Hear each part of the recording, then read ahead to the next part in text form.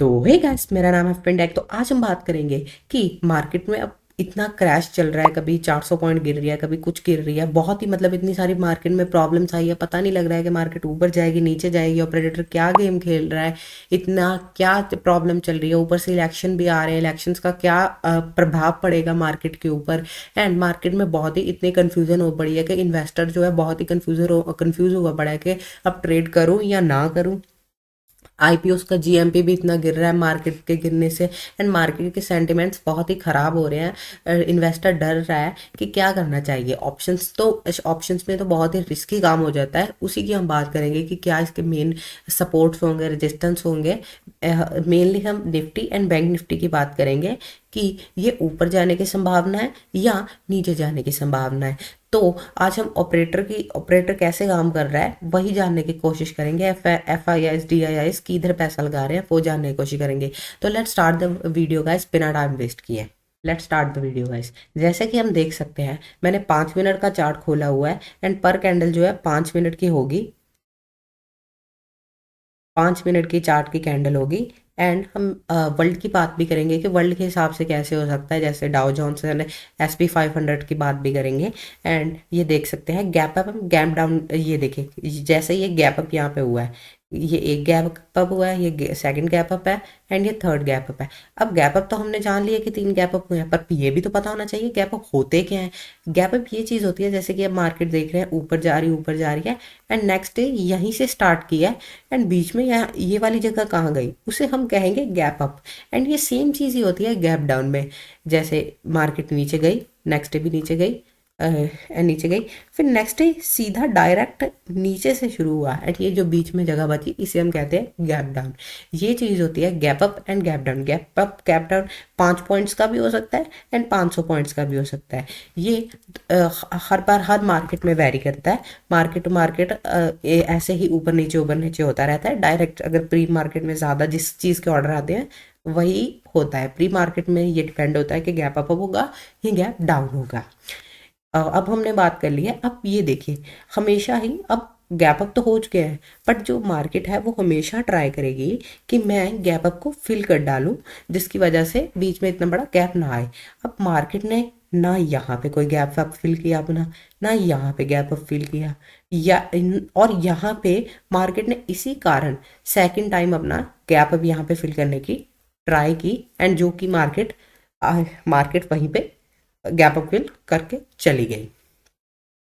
And 400 point की गिरावट एक दिन में आना ये बहुत ही बड़ी बात हो गई है। तो इसलिए लोग बहुत ही डर रहे हैं कि मार्केट का क्या होगा। इलेक्शंस भी आ रहे हैं, इलेक्शंस के कारण बहुत ही ज़्यादा हो रहा है।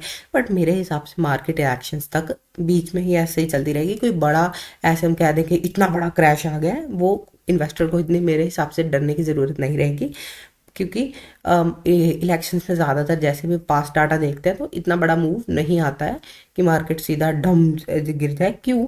क्योंकि जो FIIs है एंड DIIs है उसने इलेक्शंस के कारण काफ़ी अपना पैसा स्टॉक मार्केट में डालते हैं। थोड़ा डरते भी हैं FIIs DIIs कई बार अपना पैसा। मतलब मेरे हिसाब से ना 5-10% की करेक्शन आना कोई भी इतनी बड़ी बात है नहीं। जैसे कि आप देख सकते हैं मार्केट इतना बड़ा, कम से कम 10 दिन में इतना बड़ा मार्केट ने मूव किया है। तो आप खुद भी समझदार हैं कि इतना बड़ा अगर मार्केट मूव कर रही है, सिर्फ मैंने ये 13 दिसंबर से लेके, ये देख सकते हैं आप 13 दिसंबर से लेके मैं 22 दिसंबर तक की सिर्फ बात कर रहा हूँ। अब इतना बड़ा मार्केट ने किया है, मोमेंटम किया है, तो कुछ तो लोग प्रॉफिट बुकिंग भी करेंगे ना, चाहे वो FIIs DIIs। अगर आपके पास भी इतनी बड़ी अपॉर्चुनिटी मिली आपको, तो आप भी तो अपना पैसा मार्केट से निकालेंगे ना कि भाई मैंने लगाई थोड़ा रखना है, निकाल के खर्चना भी तो है। तो इसीलिए मार्केट में इतना बड़ा मूव आने के बाद थोड़ी प्रॉफिट शेयरिंग हुई थी, प्रॉफिट बुकिंग हुई थी। इसलिए मार्केट यहाँ से ढप करके नीचे गिरी एक दिन में ही 400 पॉइंट।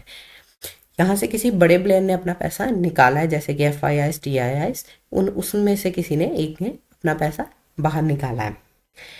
एंड अगर हम यही बात करें बैंक निफ्टी में, बैंक निफ्टी में भी सेम सीन हुआ है कि मतलब ऐसे ही मार्केट एकदम दुब दब दब दब ऊपर जा रही थी एंड नीचे ठप करके नीचे गिरी। एक दिन में ही बहुत सारे पॉइंट्स मार्केट खा गई एंड इसीलिए इन्वेस्टर्स का काफ़ी लॉस हुआ है, तो इसलिए इन्वेस्टर अभी डरा हुआ है। मेरे हिसाब से अभी आपको इलेक्शंस तक वेट करनी चाहिए, बड़ा पैसा अपना नहीं डालना चाहिए ऑप्शंस में। इन्वेस्टिंग करने के लिए तो चलो वो अलग बात हो जाए, वो आप कर सकते हैं। तो इन्वेस्टिंग के लिए नहीं आपको इतना बड़ा डालना चाहिए। ये मैंने बैंक निफ्टी का 5 मिनट का चार्ट निकाला है। और अगर आप सेम चीज़ देखेंगे 15 मिनट पे हम अगर देखते हैं 15 मिनट पे हम देखते हैं तो मार्केट ने इसी प्राइस पे, ये जो प्राइस हो जाता है मार्केट ने, मैं रुकिए, ये जो प्राइस है यहाँ पे मार्केट ने 3 बार ऑलमोस्ट आके अपना रेजिस्टेंस लिया है एंड 3 बार ट्राई किया है। यहाँ पे भी मार्केट रुकना था, बट यहाँ पे मार्केट को सेलर्स ने अपनी तरफ से डोमिनेट करके मार्केट को नीचे गिरा दिया। तो अब ये जो है एक ये वाला रेजिस्टेंस, आप अपनी स्क्रीन पे भी रेजिस्टेंस नोट कर सकते हैं कि कौन कौन से हमें रेजिस्टेंस रखने चाहिए। जैसे फर्स्ट रेजिस्टेंस हमारा ये होगा, ये हमारा सपोर्ट होगा एंड ये भी हमारा सपोर्ट होगा। मार्केट इतना अपना ऑल टाइम हाई टच करके आई है, तो कुछ तो मार्केट 5-10% मेरे हिसाब से करेक्ट होगी, कुछ ज़्यादा नहीं होगा। बट अगर बड़ा मूव आना होगा तो इलेक्शंस के बाद ही आएगा। ये मैंने बैंक निफ्टी का 15 मिनट के चार्ट पे है, आप देख सकते हैं। अब मार्केट यहाँ पे बहुत ही क्रूशियल अपने सपोर्ट पे है। अगर मार्केट यहाँ से ऐसे करके थोड़ा सा ऐसे करके ऐसे जाएगी तो फिर थोड़ा इन्वेस्टर्स को डरने की ज़रूरत है। यहाँ वाले पॉइंट पे अगर मार्केट यहाँ टच करती है, अगर यहाँ पे मार्केट टच करके ऊपर चली जाती है तो आप 100, 200, 300 पॉइंट की रैली एक्सपेक्ट कर सकते हैं। बट अगर मार्केट यहाँ पे जाती है, यहाँ से टच कर लेती है, तो अगला रेजिस्टेंस इसका थोड़ा दूर ही हो जाएगा। अगला रेजिस्टेंस इसका यहाँ पे रहेगा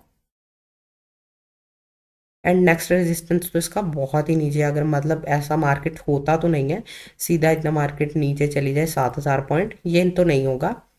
बाकी मेरे हिसाब से मार्केट को यहीं तक जैसे मैंने लगाया है,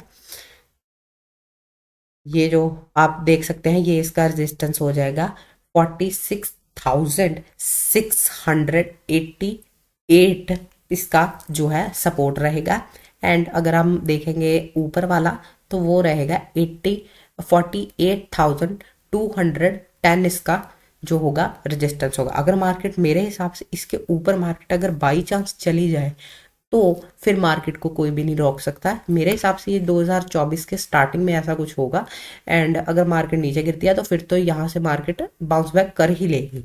बहुत ही, मैं कह रहा हूँ कि बहुत ही ज़्यादा अगर कोरोना आ जाता है फिर जाके मार्केट के गिरने के चांसेस बढ़ते हैं, नहीं तो मार्केट हाईएस्ट यहाँ तक जाएगी। हाईएस्ट ये जो पॉइंट होगा 46,888 वाला, ये मार्केट यहाँ से सिर्फ एक क्रूशियल पॉइंट हो जाएगा। इसके नीचे जाने के बहुत हाईएस्ट चांसेस है ही नहीं, बट मार्केट का कुछ कोई प्रिडिक्ट नहीं कर सकता। तो अब चल इंडियन विक्स पे। इंडियन विक्स अब है क्या? इंडियन विक्स जो है ये इंडिया का वॉलेटिलिटी इंडेक्स है। अब इंडिया का वॉलेटिलिटी इंडेक्स है। अब जैसे कि देख सकते हैं वॉलेटिलिटी इंडेक्स है। अब पहले हम बात करते हैं वॉलेटिलिटी इंडेक्स की। अब ये होता क्या है? वॉलेटिलिटी इंडेक्स की बात करते हैं। अब ये बात करते हैं ये होता क्या है। वॉलेटिलिटी इंडेक्स जो होता है ये मार्केट की वॉलेटिलिटी बताता है आपको कितनी मार्केट में वॉलेटिलिटी चल रही है। जैसे कि यहाँ पे आप देख सकते हैं, यहाँ पे मार्केट बहुत ही वॉलेटिलिटी बहुत ही साइडवेज चल रही है। आज तक मार्केट में ऐसा कभी नहीं हुआ है कि इतना साइडवेज चले। ये मैंने आपको 5 मिनट का निकाल के दिया हुआ है चार्ट। ये सिर्फ एकदम ऊपर नीचे ऊपर नीचे ऊपर नीचे हो रहा है। कभी ये 11 चला जाता है, कभी ये 5 चला जाता है, 11-13 11-13 इसी पे चल रहा है। ये बहुत ही स्लो होता है। ऑलमोस्ट अगर हम पिछले साल का निकालें तो इसका एवरेज 25 होता है। अगर ये 25 पे चलता है तो मार्केट बहुत बुलिश मानी जाती है। और अगर हम ग्लोबली भी देखते हैं ना, ग्लोबली भी बहुत ही हालात पतले हुए पड़े हैं मार्केट के। जैसे आप देख सकते हैं डाउ जोन्स, अगर हम 1 घंटे पे निकालते हैं, अगर मैं आपको बताऊं कि आपको मेन किसी भी मैं सिर्फ डाउ जोन्स का नहीं कह रहा, मैं हर जगह पे कह रहा हूँ 15 मिनट, मेरे हिसाब से 15 minute, 1 our and one day पे आपको हमेशा रिसर्च करनी चाहिए, जिससे कि आपको बहुत ही अच्छे आपको रिजल्ट्स मिलेंगे डाटा में। डाटा के लिए ये बहुत अच्छा टाइम माना जाता है। 15 मिनट, 1 घंटा और 1 डे, किसी पे भी देख सकते हैं आप। आपको बहुत ज़्यादा क्लूज मिलेंगे कि मार्केट ऊपर जाएगी या नीचे जाएगी। और अगर हम डाउ जोन्स के ऊपर भी देखते हैं तो डाउ जोन्स में भी सेम हालात हैं। मैं कह रहा था ना कि मार्केट एकदम कनेक्ट होती है, हमारी भी और उनकी भी। अब यहाँ पे भी देख सकते हैं, तीन ही वही हुआ है, gap up gap down gap up, तीन ही गैप अप हुए हैं मेनली। यहाँ पे गैप अप छोटे होते हैं क्योंकि यहाँ पे थोड़ी यूएस की मार्केट आ जाती है एंड हमारे थोड़े बड़े गैप अप हो जाते हैं। एंड यहाँ पे भी सेम चीज़ हुई है कि मार्केट एकदम ऊपर ही जा रही है, एकदम बुलिश थी। अब वहाँ पे यूएस में आप कोई भी न्यूज़ देखेंगे, रिसेशन की बहुत प्रॉब्लम आ रही है। थोड़ी देर में मूड इंडेक्स भी दिखाऊंगा, मूड इंडेक्स भी आगे चल के दिखाता हूँ। एंड यहाँ पे भी यही चीज़ हुई है कि बहुत ही मार्केट अपने यहाँ पे घूमी जा रही है, क्योंकि यहाँ पे बहुत ही रिसेशंस की प्रॉब्लम आ रही है एंड वहाँ पे भी बहुत ही हालात पतले हुए पड़े हैं। अब चलते हैं मूड इंडेक्स की ओर। तो अब हम चलते हैं मार्केट मूड इंडेक्स पे। अब मार्केट मूड इंडेक्स होता क्या है, पहले हमें ये पता होना चाहिए। मार्केट मूड इंडेक्स एक ऐसी चीज होती है जिससे पता लगता है ज़्यादा इन्वेस्टर्स क्या कर रहे हैं। फेयर मतलब कि इन्वेस्टर पैसा लगाने से डर रहा है। रिटेल एंड जो भी लोग होते हैं, रिटेल FIIs, जो DIS जो भी होते हैं, वो पैसा लगाने से डर रहे हैं। एंड ग्रीडी ये चीज़ होती है जिससे कि मतलब लोगों में भूख पड़ी है कि बाय करो बाय करो बाय करो बाय करो, तो फेयर में होता है सेल करो। अब एक्सट्रीम ग्रीड में होता है बिल्कुल ज़्यादा बाय करो, बहुत अंधी धुन बाइंग हो रही है। एंड एक्सट्रीम फेयर में होता है अंधाधुन सेलिंग हो रही है, फ्री फॉल जैसे। तो ये होता है मार्केट मूड इंडेक्स। आप टिकर टेप पे जाके या कहीं भी जाके MMI सर्च करेंगे मूड इंडेक्स, तो आपको निकल के आ जाएगा। मैं आपको डिस्क्रिप्शन में लिंक भी दे दूंगा, जिससे कि आपको बिल्कुल भी परेशानी ना हो। आप मेरी वीडियो पे आए तो कुछ सोच के आए होगे। तो thank you for watching guys, मिलते हैं किसी और नई वीडियो में। तो thank you for watching guys, मिलते हैं किसी और नई वीडियो में।